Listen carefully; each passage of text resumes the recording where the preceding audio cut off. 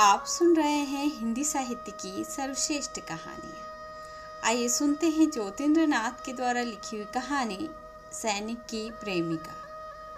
वह अफसरों की एक पार्टी थी जिसमें कुछ अंग्रेज और कुछ भारतीय अफसर सम्मिलित थे। वे खा रहे थे और बातें भी करते जा रहे थे। सहसा सदाचार की चर्चा चल निकली। एक युवक भारतीय अफसर ने कहा, सदाचार के नियम भारत में जैसे हैं वैसे बहुत कम देशों में हैं, पर अब उन नियमों का पालन तो नहीं होता।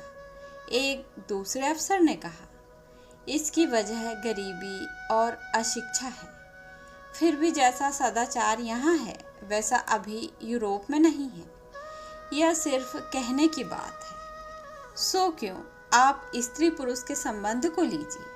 शादी के बाद स्त्री अपने पति पर अनुरक्त हो जाती है और फिर जैसा संबंध जिंदगी भर उनमें कायम रहता है वैसा यूरोप में नहीं रहता। यह रीति रिवाज की बात है। नहीं साहब, साफ कहिए, वहाँ स्त्रियाँ प्रेम करना नहीं जानती। उनके लिए शादी एक पेशा है। पति को वे महत्व नहीं देती। पति भी इसे समझता है।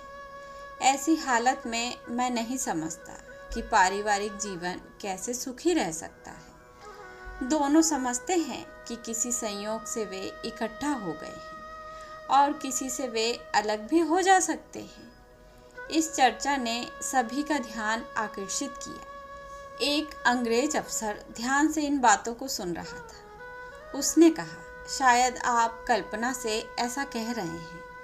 सो कैसे? यह तो जानी हुई बात है।